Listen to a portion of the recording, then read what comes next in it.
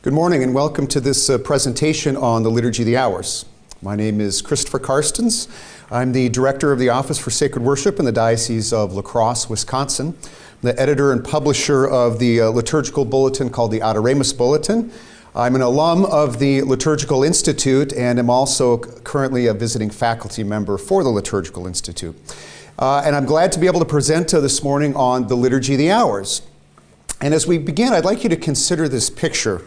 Certainly you recognize the person on the right. This is Pope Benedict XVI. To his right, our left, is his older brother, Georg. And both of these brothers were ordained in 1951. So in this liturgist's math is correct, in the year 2021, they both celebrated their 70th anniversary to the priesthood. Georg died in 2021, and together you see them praying what is the Liturgy of the Hours. I just want you to think how many times a priest, for example, or a pope would celebrate the Liturgy of the Hours, just say in a ministry, a priesthood that lasted 50 years. Well, if you prayed this 5 times a day, 365 days in the year, over 50 years, you would have 91,250 different occasions to pray the Liturgy of the Hours.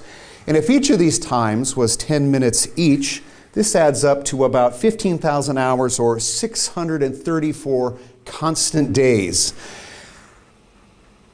This is just trying to make the point that a priest, for example, or a religious is opening up his breviary, as it's often called, almost as often as he says the Mass. If you say a daily Mass, that lasts 50 minutes, and you're praying your office, and that is 50 minutes.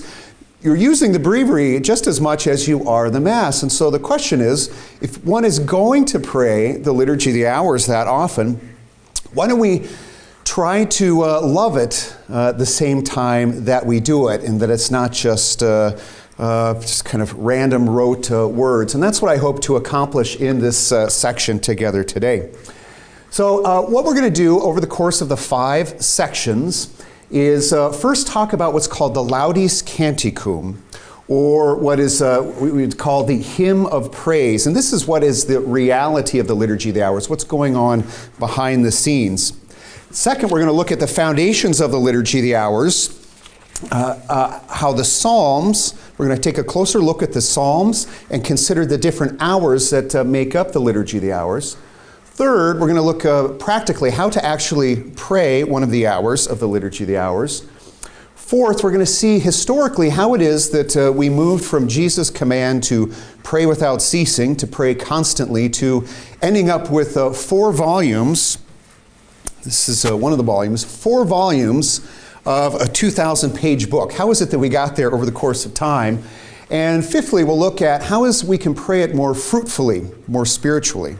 Or if we want to summarize it this way, session 1 will be about the theology of the Liturgy of the Hours. Session 2, about the sacramentality of the Liturgy of the Hours. Session 3, the practicality of the Liturgy of the Hours. 4 will be about the history of the Liturgy of the Hours, and 5 will be about the spirituality of the Liturgy of the Hours. I'd like to point out the sources from which this presentation has come. The first is from the Apostolic Constitution of Pope Paul VI, called Laudes Canticum. This is the letter with which he promulgated the current Liturgy of the Hours after the Second Vatican Council. John Paul II, for his part, did a series of, as you may know, the popes do Wednesday catecheses. And for a long part of his papacy, he spent the Wednesdays doing catecheses on the Psalms and the Canticles of morning prayer. Every single psalm and every single canticle at morning prayer, he did some catechesis on.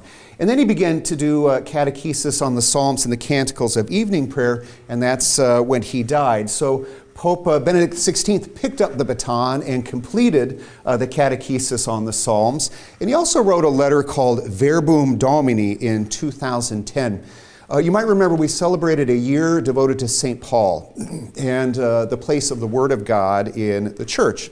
And so at the end of that year, the Holy Father wrote this letter called Verbum Domini. That will be another one of the sources. And then finally, we're using the general instruction of the Liturgy of the Hours that it appears at the beginning of the book So the sources are all primary here. They're magisterial sources from the church itself. But I've also drawn from some, mostly for historical purposes.